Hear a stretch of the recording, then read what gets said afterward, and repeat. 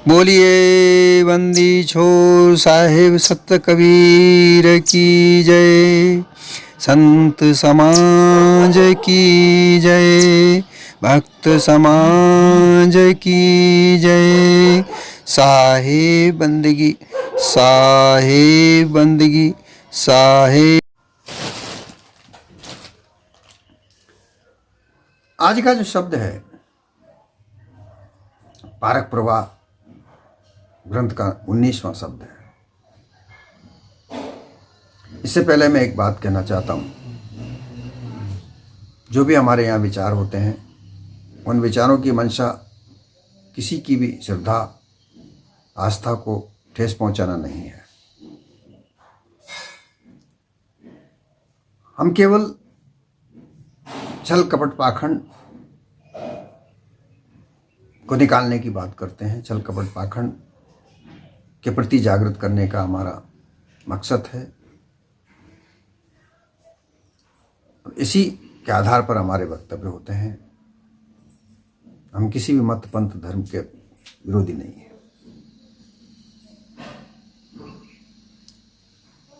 अगर किसी को कोई ठेस पहुंचती है तो हमारा ये मकसद उनका नहीं है।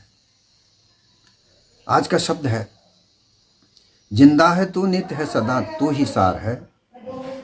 आशिक हुआ है तेरी छवि पर निसार है। दुख सुख सदा जग में है ये तू ही मानता। मन के अध्यास से तू ही अल्पधार है। अनुमान कल्पना से किया ईश ब्रह्म खड़ा। फिर खोजने लगा हुआ रोचक जाल है। विषयों का त्याग ना किया आनंद डूबता। तू ध्यान में समाधि में झाई विकार है। भवधार तेरी कल्पना तेरा आवागमन नहीं। राजन तू ही सामर्थ्य है ज्ञानाकार है। ये जीव चेतना कार ज्ञानाकार बौद्धकार इसका जन्म मरण कभी नहीं होता।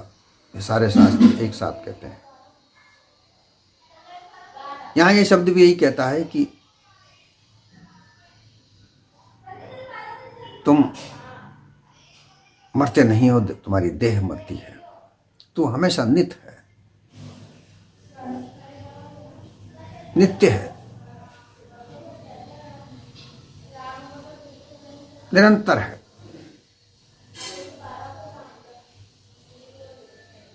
अनंत है। तेरा कभी जन्म मरण नहीं होता।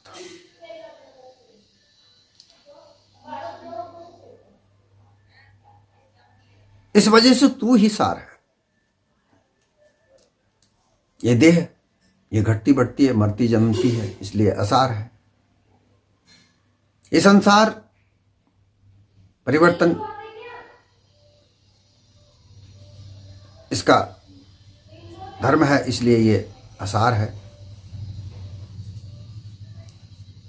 संसार और ये देह ये पांचों तत्व से बने हुए हैं। संसार में जो भी वस्तुएं बनी हुई हैं, जो भी रूप रंग बने हुए हैं, वो सब पांच तत्व से हैं, जड़ से बने हुए हैं। तू चेतन है, तेरी सत्ता से ये बनते हैं, लेकिन तू हमेशा रहता है। ये तत्व हमेशा नहीं रहते, ये बदलते रहते हैं। संसार का बदलाव नियम है, पर तेरा नियम बदलाव नहीं है। तू एक सार एक रस होता है, इसलिए तू ही सार है।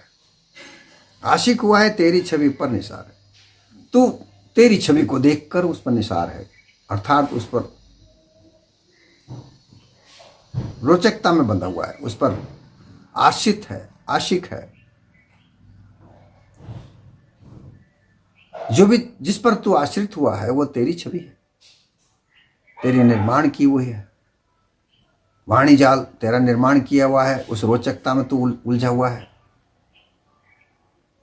जो भी रंग रूप देखता है वो तेरे निर्माण किए हुए हैं, तेरी सत्ता से बनते हैं, और तू उनको पर आशिक हो हुआ है। और अपने आप को भूल कर तू उस तेरे बनाए हुए रूप रंग में उलझ कर बंधा हुआ है। परंतु तेरा जन्म मरण नहीं होता। तू नित्य है, सार है, तू हमेशा है। ये संसार बदलता है, ये हमेशा नहीं है, परंतु तू नित्य है, तू हमेशा से है। ये तुझे ध्यान रखना चाहिए, ये तुझे जानना चाहिए। जानकर तू अपने निज स्वरूप में स्थित हो जा, तो तेरे सारे आवागमन मिट जाएंगे, सारा जाल मिट जाएंगे, सब खत्म हो जाएगा। तू केवल तू रह जाएगा। जब तू रह जाएगा, स्वयं अपने पद में रह जाएगा, तो किसी प्रकार का बंधन रह ही नहीं सकता। दुख सुख सदा से जग में है, ये तू ही मानता। ये दुख और सुख की मान्यता तेरी है, तेरे मन की है, मन की है। मन से तुझे भास पहुंचता है, और उस भास के आधार पर तू अध्यास बनकर उसको अपना मानता है। ये दुख सुख तेरा नहीं, ये तो देह का है। मन के द्वारा मानी हुई मानिंदों के आधार पर दुख सुख माना हुआ है। मन के द्वारा तुझे पता चलता है कि ये दुख है, ये सुख है,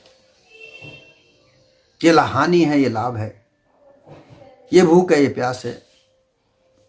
सब मन के अध्यास हैं।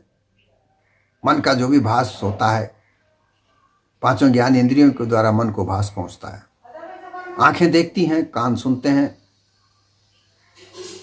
नासिका सुगंध गंध लेती है, त्वचा स्पर्श करती है, जिह्वा रस लेती है, और इनसे जो भास बनता है वो भास बुद्धि के निर्णय के लिए पहुंचता है।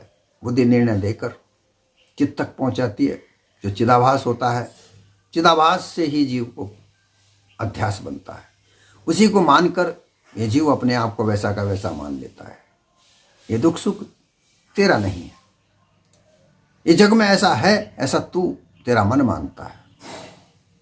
वरना तो दुख और सुख से परे तू अपनी सत्ता में अलग है। मन के अध्यास से तू इनको मानता है, और फिर मानकर तू अपने आप को अल्पधार है, अल्प मानता है। तू अपने आप को अल्पज्ञ मानता है कि मैं कुछ नहीं हूं, करने वाला कोई और है।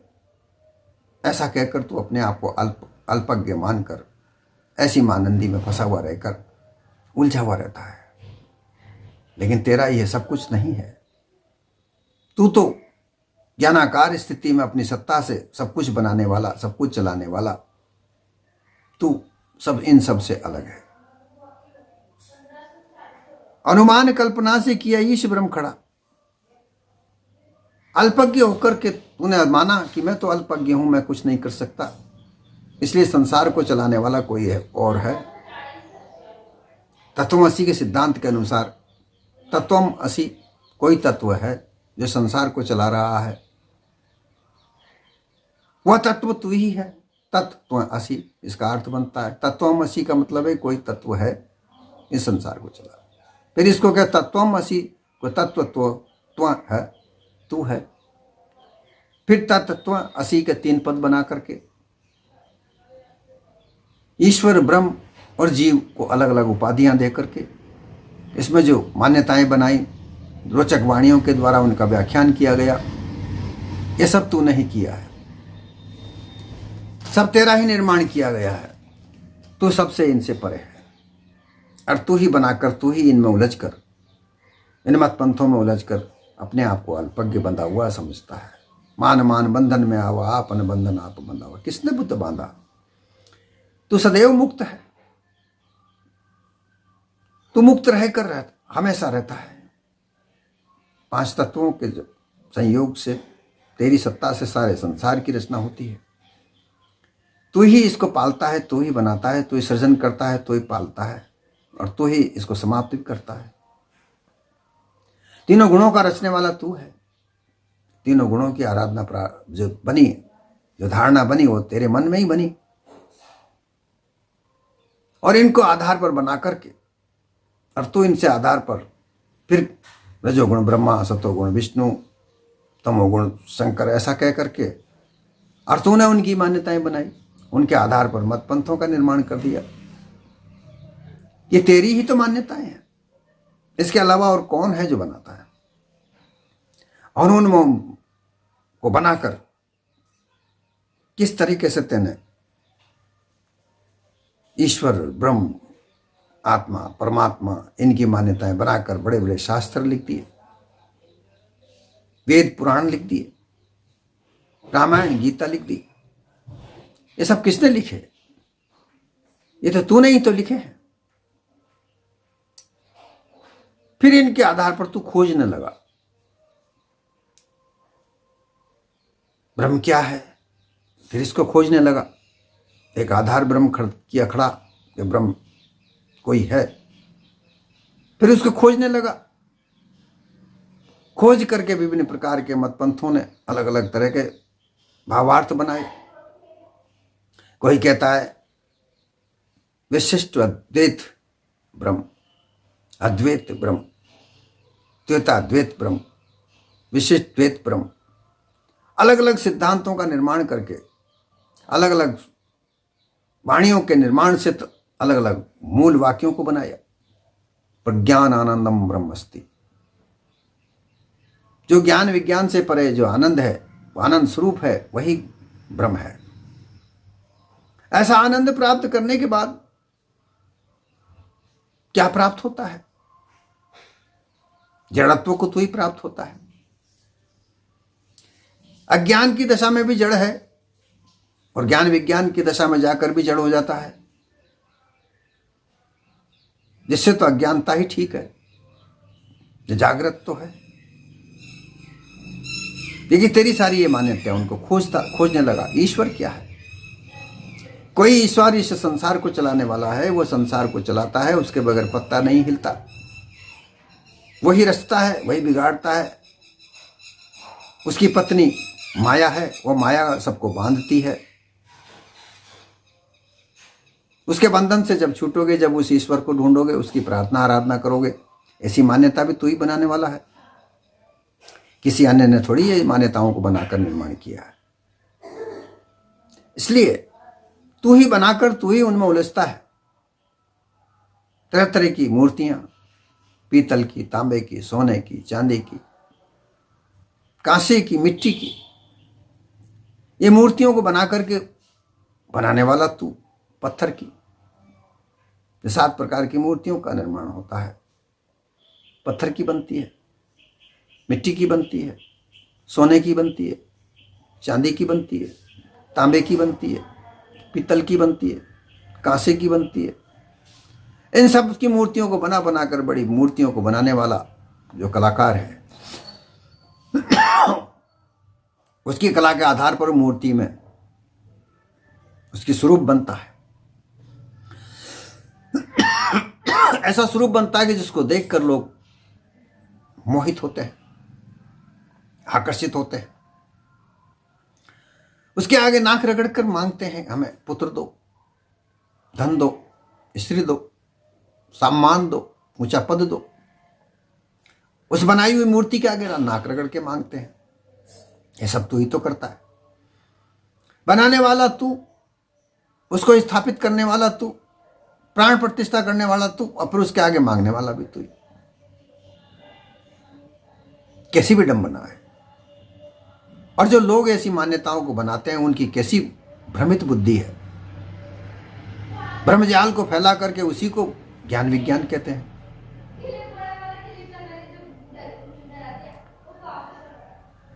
इनको प्राप्त करने के लिए नाना प्रकार की वाणियों का रचना की। भयानक वाणियों से डर बिठाया जाता है, भय बिठाया जाता है कि काल यमदूत सबको खा जाता है। अर्थात मर जाता है व्यक्ति, ये देह को छोड़कर चला जाता है, तो किस पुरुष की देह नहीं छूटी? कौन सा ऐसा पुरुष है जिसकी देह ना छूटी हो?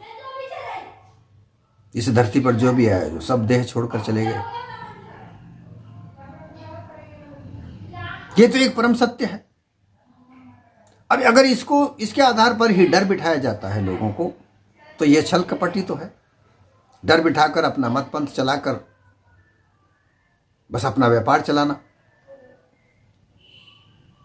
इसमें कहां यथार्थता है? फिर रोचक वाणियों का सृजन करके, तरह तरह के धर्म बना करके, उन वाणियों का आधार पर विभिन्न प्रकार के शास्त्र, गद्य पद लिख करके, नाच रंग लिख करके, नाटक लिख करके इस वाणी जाल का फैलाव कर दिया। इन वाणियों में फंसे रहो। इस रोचक जाल में फंस करके मानव तन बड़ी मुश्किल से मिला। 84 लाख योनि भोगते भोगते मानव तन मिला, ये देह मिली। फिर इसमें रोचक वाणी जाल डाल दिया, भयानक वाणी जाल डाल दिया। इस जाल में से ना निकलो, इसमें उलझे रहो तो फिर वापस 84 लाख योनियों में गए। ये बंधन तू नहीं बनाए हैं, तेरे अलावा और कौन है बनाने वाला। विषयों का त्याग नहीं किया, आनंद डूबता, तो ध्यान में समाधि में झाई विकार।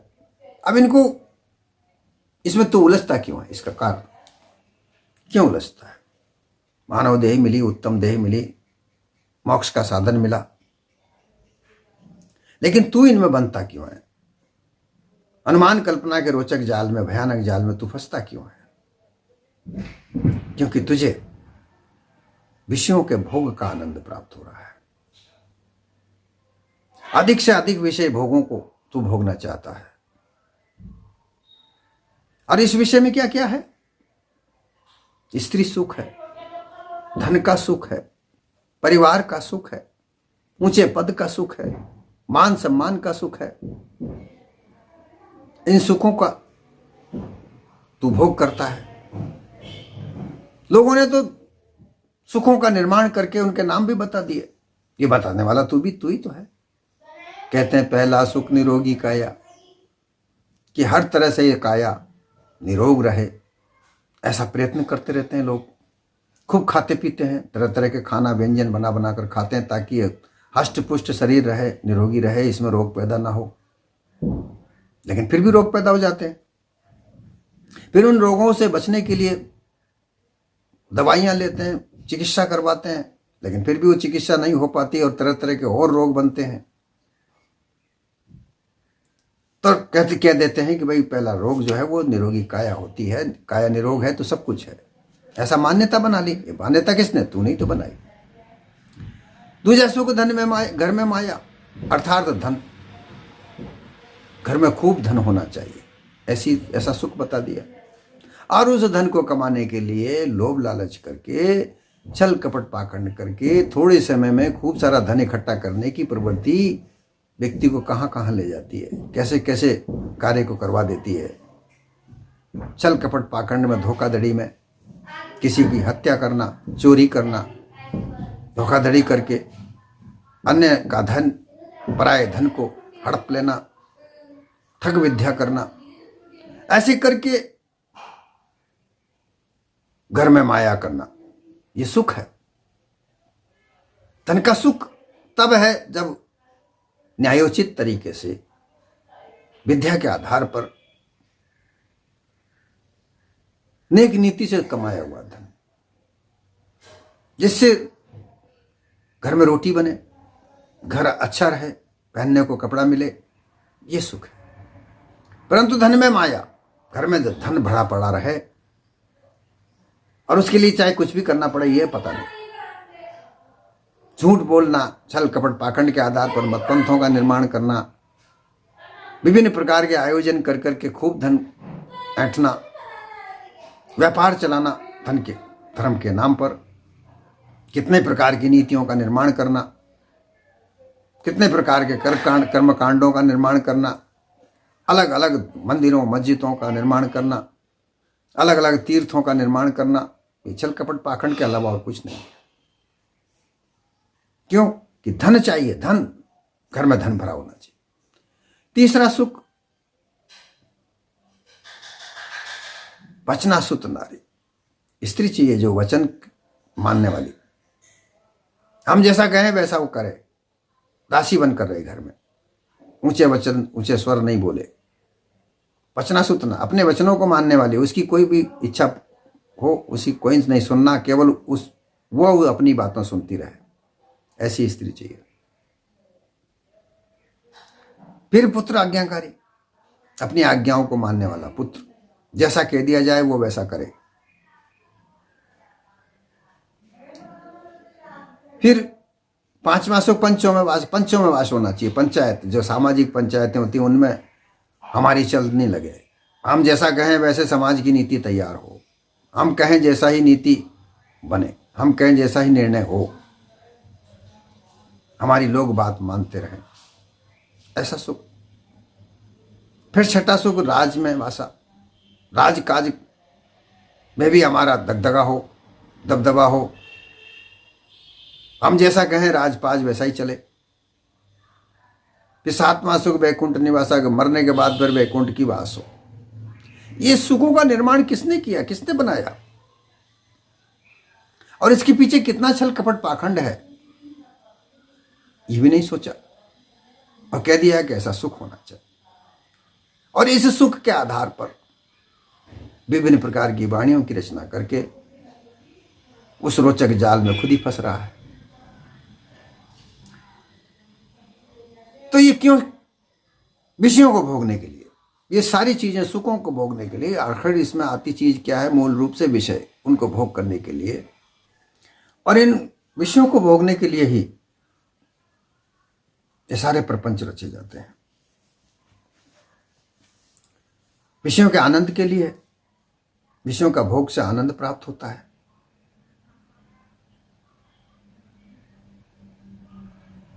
मन एक पल भी आनंद के बगैर नहीं रहता, इसलिए मन को आनंद चाहिए, और इस आनंद के लिए भोगों के, विषयों के भोग चाहिए। विषय भोग, विषय आनंद, भोगानंद, ब्रह्मानंद, ज्ञानानंद, योगानंद, इन सब योगों में उलझ के हुए आनंद को मानता है और इन आनंदों में डूबा रहता है, परंतु अपने निज स्वरूप को प्राप्त करने की प्रयास नहीं करता, क्योंकि ये सब भोग आनंद, जो आनंद स्वरूप जो चीजें हैं, प्रज्ञान आनंदम ब्रह्मस्ति, आनंद स्वरूप बताया गया है। तो आनंद में तो डूबता है। आनंद तो बंधन, आनंद आनंद सबका है, आनंद जीव को काल।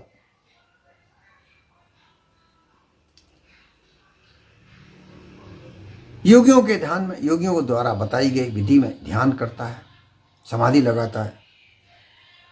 ब्रह्मज्ञानियों के ज्ञान के आधार पर तो ब्रह्म ज्ञान का विचार करता है। कई कई तरह की मानिंदियों में उलझता है। कितने तरह के योगी अपनी अपनी अलग अलग विधियां बताते हैं। कोई हठ योग बताता है, कोई ध्यान योग बताता है, कोई ज्ञान योग बताता है, फिर कोई लंबू का योग बताता है, फिर कोई आगे का मार्ग बताता है, कोई पीछे का मार्ग बताता है,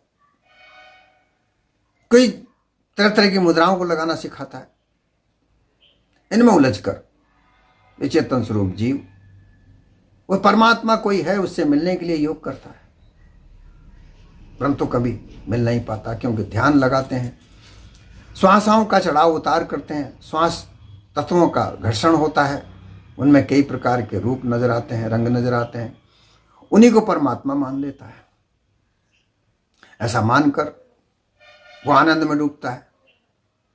जहां ब्रह्म ज्ञान के विभिन्न प्रकार के सिद्धांत, कोई कहता है प्रज्ञान आनंदम ब्रह्मस्ति, या आनंद से भी आगे ज्ञान विज्ञान के आनंद ही ब्रह्म है। कोई ये कह करके जड़त्व को प्राप्त करा देता है। जिसे परमहंस कहा जाता है वो जड़त्व को प्राप्त करता है। अज्ञान दशा भी जड़त्व को प्राप्त करती है। अज्ञान दशा जड़, विज्ञान की दशा जड़, फिर दोनों में अंतर क्या रहा? दोनों जड़ हुए। वो ज्ञानाकार जड़ है, ये अज्ञानाकार जड़ है। वो ज्ञेय जड़ है, ये अज्ञेय जड़ है। दोनों एक जैसे हो गए, क्या मतलब रहा? इस प्रकार की जो झाई का विकार है, ये झाई विकार निकले बगैर निस्वरूप की प्राप्ति नहीं होती, और निस्वरूप प्राप्त करने के बाद ही मुक्त पद प्राप्त होता है। जब मुक्त पद प्राप्त होता है, निज स्वरूप की प्राप्ति होती है, तब यह पता चलता है कि जीव का आवागमन कभी नहीं होता, इसका जन्म मरण कभी नहीं होता। और इसके लिए ब्रह्म ज्ञान, योग, इनका त्याग करके सार शब्दों को समझना पड़ता है। 4 प्रकार की वाणियों में काल संधि झाई की वाणियों का त्याग करके सार वाणियों का सार लेना पड़ता है। योगी, ज्ञानी, ध्यानी, भक्त, इनसे सार वाणी नहीं मिल पाती। रोचक वाणियों का इनके पास बखेड़ा है। खूब जितने भी मत पंथों के ग्रंथ संत लिखे हुए हैं वो सब रोचक वाणियां। सार वाणी गुरुमुख वाणी है, इनसे निर्णय होता है और इसी निर्णय से मुक्त पद की प्राप्ति होती है। भवधार तेरी कल्पना, ये तेरा आवागमन नहीं। जो भवधार है, भवसागर है, ये एक कल्पना मात्र है जो इच्छा के आधार पर होता है, इच्छा से होता है। इस संसार में इच्छा इस जीव को बहकाती है। इच्छा करी भवसागर, तुम इच्छा करोगे तो भवसागर है। भवसागर इस संसार का नाम है। इस संसार में सत्य भी है और असत्य भी है। तुम्हें यह निर्णय लेना होता है कि तुम सत्य के साथ हो या असत्य के साथ हो। अगर असत्य के साथ हो तो इच्छाएं जागृत होंगी, क्योंकि तुम्हें सुख चाहिए। जैसा कि मैंने बताया, उस सुख में धन की आवश्यकता पड़ेगी। धन कमाने के लिए खूब लगो। धन अगर नहीं मिलता है तो देवताओं के पास जाओ। तुम्हारे कार्य नहीं होते हैं तो तुम देवताओं के पास जाओ। लोभ लालच के बिना पर, लोभ लालच के आधार पर ही तुम देवताओं की पूजा करते हो, क्योंकि तुम्हारा स्वार्थी जीवन इनमें बांधता है। स्वार्थ के आधार पर तुम जीते हो। तुम्हारा स्वार्थ क्या है कि खूब सारा धन मिले, उस धन से मैं हर संसार की चीज को प्राप्त कर सकूं, सुख ऐश्वर्य को प्राप्त कर सकूं। इसी इच्छा में तुम्हारा जीवन व्यर्थ चला जाता है। इसीलिए कहते हैं कि इस भवसागर से कोई पार नहीं हो सकता, क्योंकि भवसागर में माया का पसारा है। माया वो इस ईश्वर की पत्नी है। अगर उस माया के फंद से बचना है तो ईश्वर की आराधना करो। ऐसा गुरुवा लोगों का मत पंथ है। उनमें बंद कर लोग अपने निस्वरूप की प्राप्ति नहीं कर पाते, अपने खुद को नहीं जान पाते। अपने से अलग कोई कर्ता मानकर वो उसमें उलझे रहते हैं, बंधे पड़े रहते हैं, बंधन मुक्त होते ही नहीं। आवागमन मनसाओं का होता है। ये मन, यहां बैठा हुआ देह पता नहीं कहां कहां जाता रहता है। ये मनसाएं पता नहीं जाना कहां कहां जाती हैं, आती हैं, जाती हैं, आती हैं। यही आवागमन है। जन्म मरण इच्छाओं का होता है। सुबह जैसे ही जन्म आंख खुलती है, इच्छाएं का जन्म शुरू हो जाता है। शाम तक जब तक वापस नींद नहीं आती तब तक इच्छाएं नहीं मरना शुरू हो जाती है। तो इच्छाओं का जन्म और मरण है। तुम्हारा कोई जन्म मरण नहीं है, तुम्हारा कोई आवागमन नहीं है। परंतु ये कब जानोगे?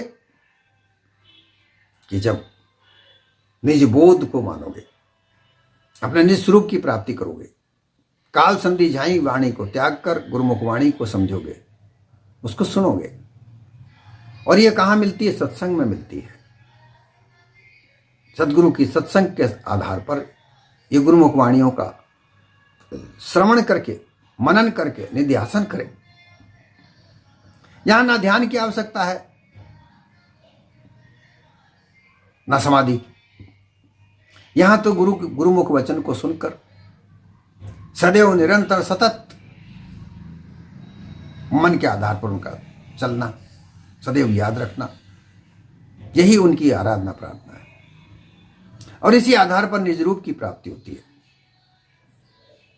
जब निज रूप की प्राप्ति हो जाती है तो पता चलता है कि यह जीव, चेतन स्वरूप जीव, ये सामर्थ्य है, ये अल्पज्ञ तो है ही नहीं। जितनी भी वाणी, रोचक वाणी, भयानक वाणियों का निर्माता यह खुद चेतन स्वरूप जीव है। तरह तरह की मानिंदियों का निर्माण करने वाला ये चेतन स्वरूप जीव है। यही सब निर्माण करता है, यही मत पंथों का निर्माण करता है। और इनकी मानिंदियों में बंध कर यही खुद बंधन बांधता है। इसके अलावा कोई और है ही नहीं, और कोई सार ही नहीं। सब इससे है, इस चेतन स्वरूप जीव से सब है। ये सबका नहीं। ये बात सार वाणी से प्राप्त होती है। 184 जीवा जून का ये राजन हर जगह 84 लाख योनियों में ये जीव ही तो है। इसके अलावा कौन सी योनि है? कोई योनि नहीं। मानव देह नहीं। मानव देह मृतक है। अगर जीव नहीं तो मृतक है। इसलिए यह चेतन स्वरूप जीव ज्ञानाकार है, बोध स्वरूप है, निज पद में स्थित है। ऐसी जानकारी, ऐसा ज्ञान, ऐसा बोध गुरुमुख वाणी के आधार पर प्राप्त होता है। गुरुमुख वाणी सदगुरु की शरण में मिलती है, सत्संग के द्वारा मिलती है। हमें वहीं जाना चाहिए, वहीं सत्संग करनी चाहिए, कुसंगत का त्याग करना चाहिए। यही इस शब्द का आधारभूत मान है। इसी के आधार पर ये शब्द मैंने यहाँ पर कहे हैं। हम किसी भी मत पंथ को, उसकी श्रद्धाओं को ठेस नहीं पहुँचाने का कार्य करते हैं। किसी को ठेस अगर लगती है तो हम क्षमा प्रार्थी हैं।